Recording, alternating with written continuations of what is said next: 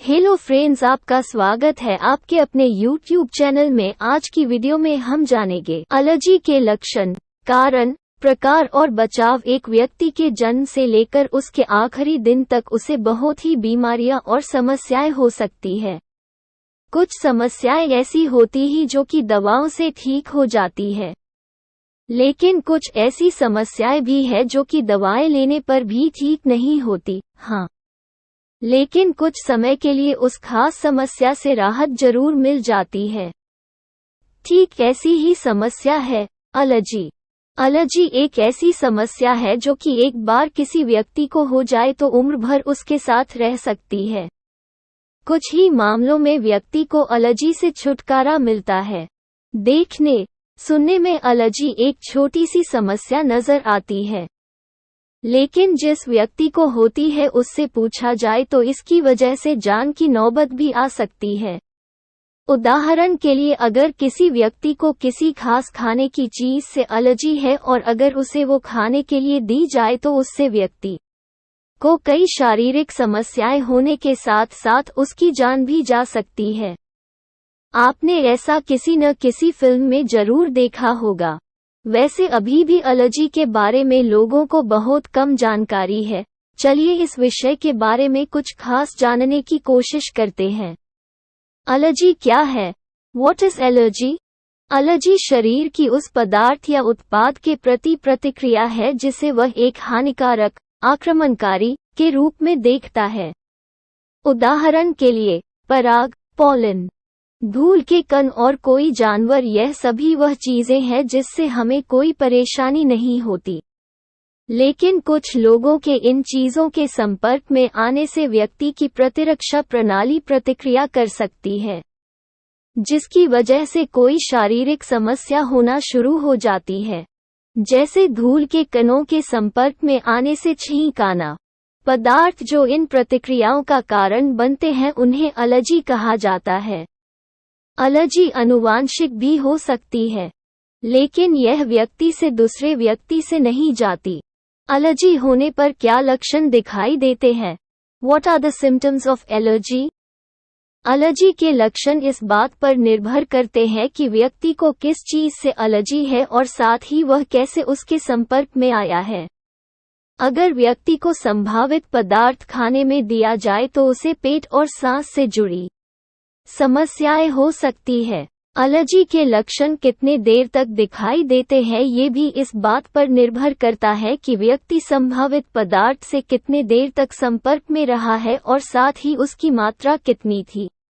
उदाहरण के लिए, अगर किसी व्यक्ति को अखरोट से एलर्जी है और वह कुछ मात्रा में अखरोट ले लेता है तो उसे ज्यादा गंभीर लक्षण नहीं दिखाई देंगे। वहीं अगर ज्यादा मात्रा में अखरोट लिए तो व्यक्ति को काफी गंभीर लक्षण दिखाई दे सकते हैं और हो सकता है कि बात जान जाने तक भी आ सकती है। चलिए अब जानते हैं एलर्जी के आधार पर जानते हैं क्या क्या लक्षण दिखाई दे सकते हैं। हे फीवर, जिसे एलर्जिक राइनाइटिस भी कहा जाता है, इसकी वजह से निम्नलिखित समस्याएं हो सकती है। छींक आना, नाक, आँख या मुंह की छत में खुजली बहती, भरी हुई नाक पानीदार, लाल या सूजी हुई आँखें, नेत्रश्लेष्मलाशोथ। फूड एलर्जी पैदा होने पर निम्नलिखित समस्याएं हो सकती है। मुंह में झुनझुनी होंठ, जीभ, चेहरे या गले की सूजन, हीव्स, तीव्रग्राहिता, एनाफिलैक्सिस, खराब पाचन तंत्र। एक कीट के डंक से एलर्जी होने पर निम्नलिखित समस्याएं हो सकती है। स्टिक साइट पर सूजन, एडिमा, पूरे शरीर में खुजली या पित्ती, खांसी, सीने में जकड़न, घरघराहट या सांस की तकलीफ, तीव्रग्राहिता, एनाफिलैक्सिस। किसी खास दवा से एलर्जी होने पर निम्नलिखित समस्याएं हो सकती है। हीव्स, त्वचा में खुजली, जल्दबाज, चेहरे की सूजन, घरघराहट, तीव्रग्राहिता, एनाफिलैक्सिस। एटोपिक जिल्द की सूजन एक एलर्जी त्वचा की स्थिति जिसे एक्जिमा भी कहा जाता है। इसकी वजह से व्यक्ति को निम्नलिखित समस्याएं हो सकती है। खुजली होना, लाल त्वचा होना, पपड़ीदार त्वचा या त्वचा का छीलना। एलर्जी होने पर आम लक्षणों के अलावा स्थिति गंभीर होने पर निम्नलिखित समस्याएं भी हो सकती है। यदि आपको गंभीर एलर्जी है तो आपको इस गंभीर एलर्जी प्रेरित प्रतिक्रिया का खतरा बढ़ जाता है। खाद्य पदार्थ, दवाएं और कीट का डंक एनाफिलेक्सिस सबसे आम है। यदि आपको एलर्जी है तो आपको अस्थमा होने की अधिक संभावना है, एक प्रतिरक्षा प्रणाली प्रतिक्रिया जो वायुमार्ग और श्वास को प्रभावित करती है। कई मामलों में वातावरण में एलर्जी से प्रेरित अस्थमा के संपर्क में आने से अस्थमा शुरू हो जाता है। साइनसाइटिस और कान या फेफड़ों का संक्रमण, यदि आपको हे फीवर या अस्थमा है तो आपको इन स्थितियों के होने का खतरा अधिक होता है। एलर्जी का निदान कैसे किया जाता है? How are allergies diagnosed? यदि आपको लगता है कि आपको एलर्जी है तो ये देखने के लिए प्रतीक्षा न करें कि क्या आपके लक्षण दूर हो गए हैं। जब आपके लक्षण 1 या 2 सप्ताह से अधिक समय तक रहते हैं और वापस आने की प्रवृत्ति रखते हैं तो एलर्जी इम्यूनोलॉजी विशेषज्ञ के साथ अपॉइंटमेंट लें। एलर्जी त्वचा परीक्षण का उपयोग उन एलर्जी की पहचान करने के लिए किया जा सकता है जो आपके एलर्जी के लक्षण पैदा कर रहे हैं। परीक्षण आपकी त्वचा को एक एलर्जेन के अर्क के साथ चुभाकर और फिर आपकी त्वचा की प्रतिक्रिया की जांच करके किया जाता है। यदि त्वचा परीक्षण नहीं किया जा सकता है तो रक्त परीक्षण प्राप्त किया जा सकता है। ये परीक्षण त्वचा परीक्षण जितना संवेदनशील नहीं होता है। परीक्षण आपकी प्रतिरक्षा प्रणाली द्वारा उत्पादित एंटीबॉडी की संख्या का मूल्यांकन करता है। कुछ एंटीबॉडी के उच्च स्तर उस एलर्जेन के लिए संभावित एलर्जी का सुझाव देते हैं।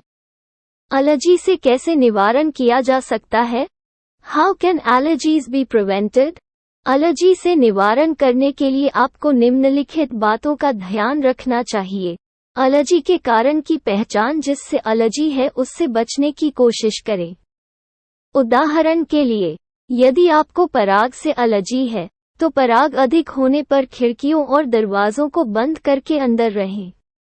यदि आपको धूल के कण, धूल और वैक्यूम से एलर्जी है और बिस्तर को बार बार धोएं।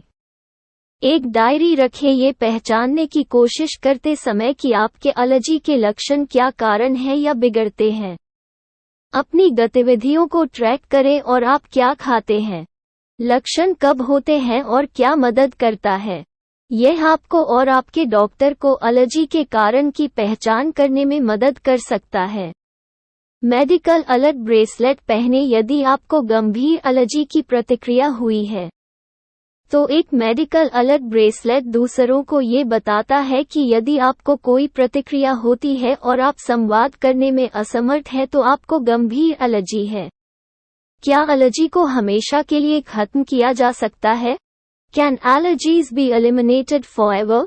नहीं, ऐसा कभी भी नहीं किया जा सकता। किसी भी तरह की एलर्जी को जड़ से हमेशा के लिए कभी भी खत्म नहीं किया जा सकता। एलर्जी से बस बचाव और इससे होने वाली समस्याओं यानी लक्षणों को काबू में ही किया जा सकता है। अगर आप किसी भी एलर्जी से जूझ रहे हैं तो आप सबसे पहले ध्यान में ये रखें कि संभावित एलर्जी के कारण से हमेशा दूर रहें। यानी कि अगर आप अखरोट से एलर्जिक हैं तो उसे खाने से बचें। इसके अलावा आप निम्नलिखित दवाएं भी पंजीकृत चिकित्सक की सलाह से ले सकते हैं। एंटीहिस्टामाइन एंटीहिस्टामीन्स मस्तूल कोशिकाओं से हिस्टामाइन रिलीज को रोकते हैं, लक्षणों को कम करते हैं।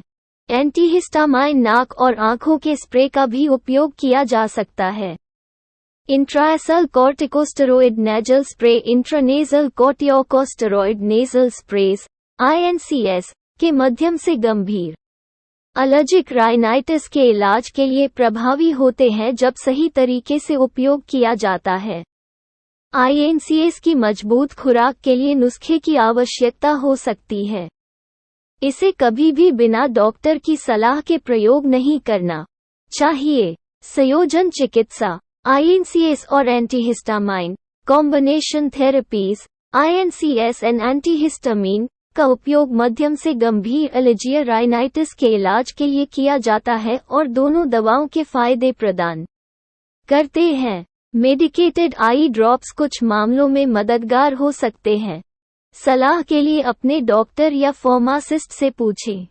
एड्रेनालाइन, एपिनेफ्रिन, अड्रेनलिन, एपिनेफ्रिन गंभीर एलर्जी प्रतिक्रियाओं, एनाफिलैक्सिस के लिए खतरनाक जीवन के प्राथमिक उपचार के आपातकालीन उपचार के लिए उपयोग किया जाता है। एड्रेनालाइन आमतौर पर एक एड्रेनालाइन ऑटोइंजेक्टर का उपयोग करके दिया जाता है जिसे बिना चिकित्सा प्रशिक्षण के दिया जा सकता है। ध्यान दें, किसी भी दवा का सेवन करने से पहले चिकित्सक की सलाह जरूर लें। अगर वीडियो अच्छी लगी हो तो लाइक करें और ऐसी ही जानकारी के लिए चैनल को सब्सक्राइब करें।